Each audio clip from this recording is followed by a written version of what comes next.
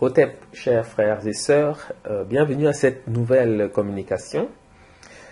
Alors cette communication est la troisième d'une série que j'ai souhaité publier à la suite de la sortie du livre La philosophie égyptienne du Christ, un livre qui est paru ces derniers jours.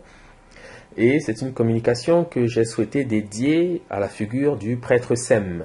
Alors tout à l'heure nous verrons ce que c'est qu'un prêtre Sem, mais cette figure est une figure importante dans la tradition funéraire de la vallée du Nil et qu'on retrouve encore sous certaines formes dans les traditions pratiquées actuellement en Afrique au sud du Sahara.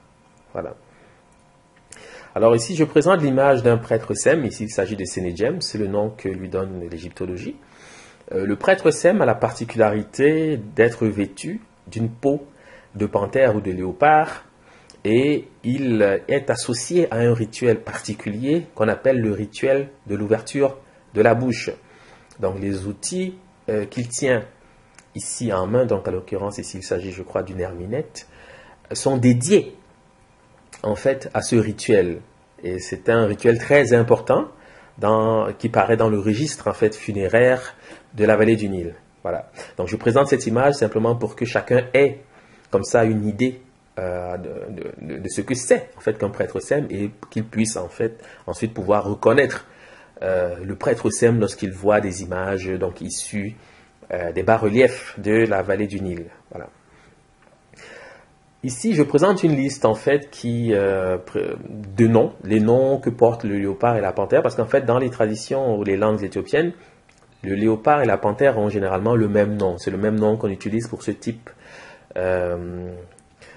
d'animaux. Et donc je présente ici cette liste simplement pour édification parce que vous allez vous rendre compte que cette communication, je l'ai souhaitée courte, donc je ne pourrais pas vraiment aller dans le détail. Le livre est beaucoup plus documenté, il présente tous les aspects liés à cet animal dans nos traditions. C'est un animal très important, c'est un totem entre parenthèses très important, la panthère ou le léopard, très important dans les traditions éthiopiennes. Et donc je présente simplement cette liste pour édification. Donc le Kikonko va dire Ngo, la panthère, ou le léopard, le Doualanjo, léopard, Bulunze, la panthère, etc., etc. Donc c'est un peu des noms qu'on retrouve aujourd'hui dans les langues éthiopiennes. Alors ici je dis la chose suivante. Donc les langues éthiopiennes, et notamment le tigré, Of, Nabri, léopard, l'amharique, Naber, léopard, panthère, il s'agit vraisemblablement du terme à l'origine du mot nébride, qui désigne la peau d'animal qui sert de vêtement au prêtre du rituel. Parce qu'il faut savoir que cette peau que porte le prêtre Sem a un nom générique, en fait, qui paraît aujourd'hui issu du grec. Et on nomme cette peau une nébride. Sauf que nous disons que ce mot vient probablement de ces formes-ci, donc Naber, Nabri, etc. Donc le nom du léopard et de la panthère, et ceci est tout à fait logique d'ailleurs, parce que pour ne pas être long, bon, vous savez par exemple que la panthère est associée par exemple à Bacchus. Ça, on peut le reconnaître dans certaines représentations. Et c'est de cette manière que cette tradition va arriver. C'est pas pour rien d'ailleurs qu'elle est associée à Bacchus, mais je ne vais pas parler de ça ici aujourd'hui. Et cette tradition va comme ça apparaître donc en Grèce. Et ils vont utiliser ce nom finalement qui va devenir nébride pour désigner la peau qu'on porte. En fait, ici en l'occurrence, il s'agit de la peau que porte le prêtre Sem. Voilà. Alors la panthère et le léopard se nomment Kashama en Chiluba, qui est une langue parlée dans l'actuel Congo. Ce terme fonde le rituel de l'ouverture de la bouche, dont j'ai parlé tout à l'heure, que pratique le prêtre Sem, vêtu d'une peau de panthère. Les mots de l'ouverture de la bouche permettront de le confirmer. Donc, je répète que la panthère et le léopard s'appellent Kashama en Chiluba, et c'est la raison pour laquelle, en fait, on va utiliser le terme prêtre Sem, parce que Sem, c'est un terme conventionnel, qui sert à désigner en fait ce prêtre-là. Mais naturellement, dans les langues éthiopiennes, on ne va pas dire Sem. C'est un mot qui ne renvoie à rien d'opérationnel, en tout cas dans le registre dans lequel apparaît ce prêtre. Sem on ne rencontre pas ces formes, c'est plutôt avec les formes telles que le Bukuz ou Asama, ouvrir la bouche de quelqu'un, le Ganda Asama, ouvrir la bouche. Donc c'est ce Asama qui va devenir Sem dans le lexique égyptologiques. Dans le Kinyamwezi, il va dire Asama, ouvrir la bouche de quelqu'un. Le Swahili, Ashama ou Akama, bailler, rester bouche bée. Le Koyo, Ikuma, ouvrir. Donc, il y a comme ça des variantes. Le Bemba, Assam, ouvrir, etc. Donc, c'est ce terme qui devient Sem dans le lexique égyptologique. C'est très important parce que vous voyez en fait la relation avec l'image de la panthère et du léopard qui s'appelle Kashama. Et comme je l'ai dit tout à l'heure, c'est ce terme en réalité donc qui est traduit par Sem et qui se rapporte à la peau de panthère aussi que porte le prêtre dédié à ce rituel, l'ouverture de la bouche. Bon. Alors ici, je vais citer un extrait issu du texte de Eugène Wonyou, qui est un chercheur d'origine camerounaise qui a travaillé en fait sur la tradition du peuple bassa. Et je cite cet extrait simplement pour illustration, pour montrer comment se manifeste encore aujourd'hui la place du prêtre Sem, entre guillemets, dans les traditions ritualistes et funéraires des peuples éthiopiens. Donc il dit ceci: le soir qui précédait l'enterrement, les hommes dressaient derrière le kumba. Donc le kumba, pour ceux qui suivent un peu mes travaux, savent que le kumba c'est l'amenti. Okay? C'est comme ça que ce mot que l'égyptologie appelle, traduit par amenti, se dit dans les langues éthiopiennes. C'est kumba. Donc le kumba c'est le lieu où on pratique le rituel funéraire en pays bassa. Voilà. Donc le soir qui précédait l'enterrement, les hommes dressaient derrière le kumba une sorte de paravent circulaire en feuilles de palmier. C'est dans cet enclos que l'on creusait la tombe du disparu. Il était donc interdit aux femmes et aux enfants de sortir cette nuit-là parce que, expliquaient les anciens, le génie de la nuit, Ngé, devait venir chercher le défunt et c'était un malheur pour un non-initié de voir ce génie. Le Ngé venait pour expliquer les causes de la mort, maléfice, mauvais œil, jalousie de la part des ennemis ou des siens. Les supposés coupables étaient amenés d'art pour confesser leurs torts à l'endroit du disparu. On jugeait séance tenante ses fautes, on passait des amendes et le produit de ces dernières devait servir à payer le frais du festin des funérailles. Après cela, le matin venu, on procédait à l'enterrement. Devant la tombe, le chef de famille prononçait l'éloge funèbre du disparu, le chargeait des messages à l'intention des ancêtres. S'il y avait un oncle, il en faisait autant, ou, le cas échéant, un membre de sa classe d'âge ou de sa confrérie. Alors, on appelait les fossoyeurs, donc ceux qui creusent les tombes, et on leur donnait l'ordre d'inhumer par ces paroles rituelles Ngé Miyonong Bim, c'est-à-dire aller donner le cadavre à Ngé. Le défunt, ficelé dans un pagne ou une natte, est étendu sur le dos, au fond de la tombe, la tête dans la direction du soleil couchant, ses effets préférés à côté ou à ses côtés. Voilà, donc c'est le texte de Eugène Wonyou. Alors, ce qui est important ici, donc, naturellement, c'est la figure du Ngé. Le Ngé, c'est une image qui est intimement liée à la panthère ou au léopard dans les traditions bassa et pas seulement. On trouve cette image en fait dans la plupart des traditions éthiopiennes, que ce soit à l'ouest du Cameroun, chez les Bamileke du Cameroun, ou dans la cuvette congolaise. Bref, il suffit en fait de questionner un peu, de s'approcher un peu des traditions pour reconnaître non seulement ceux qui portent la peau de panthère, mais cette image-là, le Ngé, d'ailleurs c'est le nom de la panthère. Si vous vous souvenez tout à l'heure, j'ai montré une liste, c'est Ngwe, Nze, Ngé, c'est le même mot, donc ça veut dire panthère. Donc cette figure-là, c'est la figure du prêtre Sem, à laquelle on donne ici l'image d'un génie en fait, parce que naturellement le prêtre, en tant que, lorsqu'il paraît vêtu de la peau de panthère, il n'est plus l'individu qu'on rencontre tous les jours dans la rue, parce qu'il prend en fait les attributs de cette puissance.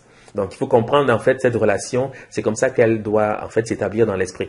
Donc, c'est ça. C'est pour montrer que c'est des choses qui sont encore vérifiables aujourd'hui et qui restent, en fait, dans les traditions. Okay? Donc, il y a une forme de continuité. Voilà. Alors, maintenant, ici, je vais, en fait, vous présenter quelque chose d'important. C'est pour ça que, en fait, c'est un peu dans le but de présenter ceci que j'ai souhaité faire cette petite communication parce que vous allez vous rendre compte de quelque chose d'important. Okay? Et j'invite naturellement ceux qui souhaitent poursuivre les recherches ou en savoir plus, d'acquérir le livre pour pouvoir aller dans le détail de ces choses-là parce qu'une présentation comme celle-ci est toujours un peu disons, un peu limitée dans le sens qu'on ne peut pas vraiment aller dans les détails parce que le format ne le permet pas. Donc, les mains propres de Ponce Pilate. Hein, Ponce Pilate, je crois, vous souvenez de ce personnage.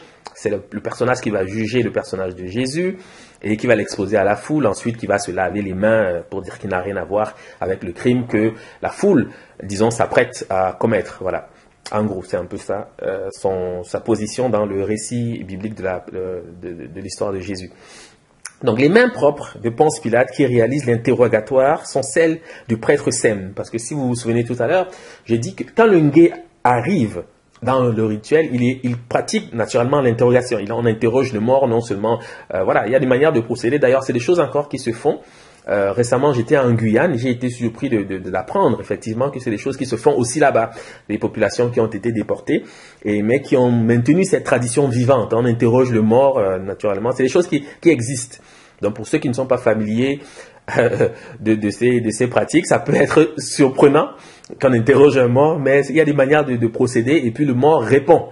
Donc c'est pas du folklore, c'est des choses qui existent. Voilà. Donc, pour aller à l'essentiel, donc les mains propres de Ponce Pilate qui réalisent l'interrogatoire sont celles du prêtre Sem, comme l'atteste une inscription égyptienne, donc la stèle du Caire, ici je donne les références, sur laquelle on pourra lire dans le texte translittéré et traduit de cette manière, « Je suis un prêtre Sem aux doigts propres ». Je suis un prêtre Sem aux doigts propres. C'est cette formule qui va devenir « je m'en lave les mains » ou quelque chose du genre dans la tradition biblique que vous connaissez. Hein? Le terme ponce provient du latin ponce qui veut dire le pont. Okay? Donc quand on dit Ponce Pilate, ce n'est pas un mot vain, ce n'est pas pour rien. Ponce, là, c'est le pont. Mais si vous connaissez les traditions éthiopiennes, vous connaissez que la question du pont est essentielle. Hein? La traversée, le pont, ça peut être un bateau, ça peut être un serpent, un python, bref. La question de la traversée est essentielle dans le rituel funéraire. Et c'est Ponce Pilate qui joue ce rôle. Il est celui qui permet le passage. Parce que ça pourra vous surprendre, mais il faut savoir que le personnage de Jésus, lorsqu'il paraît devant Ponce Pilate, c'est un défunt qui va être jugé. Hein? C'est pas parce que vous voyez dans les films quelqu'un qui est vivant et puis qui va connaître la passion que vous imaginez que c'est quelqu'un qui va être vivant jusqu'à la crucifixion. Non. C'est une série d'images en fait, qui sont expliqués par... D'ailleurs, j'explique ceci très bien dans le livre. Hein. Je veux dire, la crucifixion, le chemin de croix, là, c'est quelque chose qui se rapporte à Osiris directement. Hein, la crucifixion, c'est des choses que peut-être qu'on a perdu de vue dans les traditions éthiopiennes. On s'imagine que c'est des choses extérieures, mais je vous assure, hein, croyez-moi quand je vous dis que c'est attaché à Osiris directement. Et ça existe dans la passion d'Osiris. C'est simplement, il faut être attentif, il faut savoir lire les codes qui ont été insérés. Et c'est quelque chose que j'explique dans le livre, je montre clairement ce que c'est que le chemin de croix. Comment Osiris va faire le chemin de croix et comment il va être crucifié. Voilà. Et même les outils qui vont servir à ce martyr sont connus, les hiéroglyphes les présentent. Voilà. Donc, le terme ponce provient du latin pons, qui veut dire le pont. Quant au terme Pilate, les dictionnaires étymologiques le feront provenir du latin pilum, qui veut dire javelot, lance, pont. Et si je marque une petite pause, simplement pour dire que c'est un aspect qui est traité aussi dans le livre, la question du javelot de la lance. C'est très important.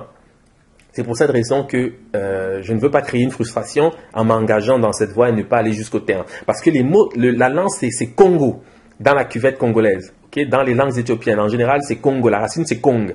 Et Congo, c'est aussi le nom du chasseur. Le chasseur est attaché à l'image de la panthère. Il faut le savoir. Donc, ce n'est pas un hasard si vous voyez paraître ces symboles ici attachés ou associés à Ponce Pilate. Ce n'est pas un hasard. Dans le livre, je présente le javelot, la pointe, la lance, là, c'est quelque chose d'important dans les traditions éthiopiennes. Mais si je m'engage dans cette voie, je suis obligé d'expliquer, d'aller juste parler de Nemrod, de parler de la tour de Babel. Bref, ça va nous amener vraiment très loin. Donc, vous comprendrez que, sachez que si je dis ceci, ce n'est pas pour rien, mais je ne veux pas aborder cette question ici. Je laisse le soin à ceux qui auront la possibilité de lire le livre, d'en savoir plus. Mais le nom Ponce Pilate en lui-même rend compte d'une idée spécifique. C'est-à-dire que c'est pas pour rien qu'on a nommé ce personnage Ponce Pilate. Il y a une raison à ça et qui provient directement même de la tradition funéraire de la vallée du Nil, de l'Éthiopie. Il faut le savoir. Bon. Alors, cette image-ci, vraiment... c'est quelque chose. Je ne sais pas si vous la connaissez, mais je vais la décrire Et tout ce que je vais dire prendra simplement le temps pour vous de lire le livre pour comprendre que tout ce que j'ai dit est vrai. Parce que quand je vais dire quand je vais présenter les choses, il y aura certainement des questionnements. Vous allez vous étonner, ça va vous surprendre. Mais cette image-ci, le prêtre Antonio, le peintre Antonio Cisiri, qui a fait cette image-ci, a été nécessairement exposé à la tradition éthiopienne. C'est quelqu'un qui a eu accès à des informations que nous avons perdu de vue, en réalité. Il faut savoir que s'il a codifié, comme je vais vous le montrer, cette image-ci, c'est parce qu'il sait pertinemment ce qui est en train de se passer. Il sait exactement quelle est cette tradition. Et il sait très exactement que le personnage qu'on présente ici, ce n'est pas celui que vous voyez, c'est Osiris. Ça, il faut le savoir. Il faut le savoir. Et je vais vous le montrer. Déjà, je commence par la scène. Cette scène s'appelle Ecce Homo. Ecce Homo en latin, ça veut dire voici l'homme.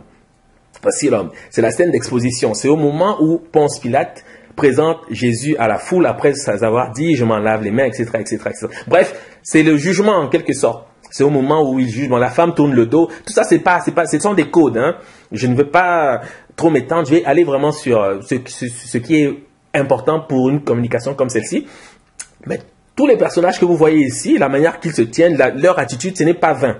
Ce n'est pas vain. Tout ça, c'est une codification claire et nette. C'est-à-dire que la personne qui est initiée au mystère, que ce soit un prêtre catholique de haut rang, quelqu'un qui a accès à l'information, sait directement de quoi on parle ici. Et moi, je vais tenter en fait de vous éclairer sur ces questions. Bon, voilà. Je commence par ceci. Ce que vous voyez là, bon, c'est un aigle. A priori, la plupart des personnes, la plupart des gens vont dire que mais oui, c'est normal. L'aigle, c'est l'emblème des Romains. C'est l'emblème des armées romaines. Donc c'est normal que ça paraisse ici, puisque Ponce Pilate était un gouverneur nommé par Rome pour gérer cette région. Mais ce que moi je vais vous dire, c'est que si on vous présente cette image-ci, c'est parce qu'on est en train de vous dire que nous sommes ici dans l'Amenti, à l'ouest, hein, dans la nécropole. Pourquoi? Parce que l'image qu'on vous présente ici, dans le contexte ici, c'est en relation avec le hiéroglyphe que je vous présente ici, qui désigne l'Amenti, où on voit le faucon perché, tel qu'on le voit sur une page. C'est exactement la même image, sauf que le contexte peut être différent. Je sais que vous pouvez vous étonner, mais sachez-le, je vous prendrai simplement le temps de lire le livre. Il faut comprendre que ce que je dis là, c'est pas pour rien, et c'est pas je ne suis pas en train de, de dire des choses qui ne peuvent pas se vérifier, hein, c'est clair. Je le montre bien clairement, ok? Donc, il faut savoir que les noms de l'aigle, c'est le nom du faucon dans les langues éthiopiennes. Donc, quand on vous présente un aigle, il ne faut pas se dire, mais non, mais comment c'est l'aigle et puis c'est le faucon? Non, c'est le même nom. C'est-à-dire qu'on va dire Bemba, l'aigle, Bemba, le faucon. Ok? Mbela, l'aigle, Mbela, le faucon. C'est-à-dire, c'est le même mot. Donc, cette image déjà fixe le cadre dans lequel on se situe. Ici, nous sommes dans la scène du jugement, dans l'Amenti. Et vous savez que l'Amenti, c'est le lieu où Osiris juge, bien sûr. C'est le tribunal d'Osiris. Donc ici, ce personnage que vous voyez présenté là se trouve dans l'Amenti. Ok, donc le ciel inférieur. Ça, c'est la première chose. Bon. La deuxième chose, regardez le siège de Ponce Pilate. Vous allez voir la nébride, la peau de panthère, la peau de la panthère. C'est-à-dire que ici, là, en fait, on est en train de vous dire que nous avons ici affaire à un prêtre sem. Ça, il faut le savoir. C'est-à-dire que rien ne justifie, parce que c'est sur les trônes des rois éthiopiens qu'on trouve la peau de panthère. Et si le roi a cet attribut, ce n'est pas pour rien, parce que c'est lui qui fait le passage, c'est lui le pont, en fait. Bon, mais je ne veux pas parler de la tradition éthiopienne, je veux juste vous montrer comment elle a été adaptée, en fait, au christianisme, en fait. C'est ça. Donc, cette peau de panthère-ci, ce n'est pas un vain. Si elle est là, c'est parce qu'on est en train de... Les personnes qui ont fait ça veulent dire aux personnes qui sont initiées au mystère que Ponce Pilate, c'est un prêtre sem. Ce qu'il est en train de faire ici, c'est le rituel d'ouverture de la bouche. Il est en train de justifier ce personnage-là. C'est ce qu'il est en train de faire, en fait, en réalité. Il est en train de le justifier, c'est-à-dire de le juger. Voilà. Je pense que c'est clair. Je peux passer. Maintenant, je vais dire la chose suivante. Il y a d'autres choses. Hein. Dans l'image précédente, il y a la lance aussi que tient le garde. Mais comme je ne veux pas parler du Congo, j'évite de parler de la lance parce que sinon, ça va m'amener à d'autres choses. Donc, sachez que ce n'est pas tout. Il y a d'autres choses à dire là-dessus. C'est clair. Donc, j'écris ce texte. En Béti, la limite est exprimée par le terme niais. Parce que maintenant, je vais vous expliquer d'où vient le terme Ecce Homo. Ecce Homo. Pourquoi on dit voici l'homme lorsqu'on le présente, ok? En Béti, la limite est exprimée par le terme niais qui est une variante phonétique du bamanan, donc du bambara, nié qui veut dire l'œil. L'œil, ok? En fait, c'est le même mot. C'est une variante phonétique, c'est le même mot. Le même mot nié, œil, en bamanan forme Nyamogo. Nyamogo est le nom que porte la femme de petite vertu, la prostituée. Donc, si vous allez par exemple en Côte d'Ivoire, vous voyez une femme, vous dites Nyamogo, c'est très grave. Parce que c'est une injure très grave. Sundiata Keita, soit dit en passant, était traité de Nyamogoden, c'est-à-dire fils de bâtard. Hein, c'est quelque chose de très négatif. Mais c'est pas pour rien que Sundiata prend ce nom-là. Il faut le savoir, parce que la prostitution a un rôle spécifique dans les mystères.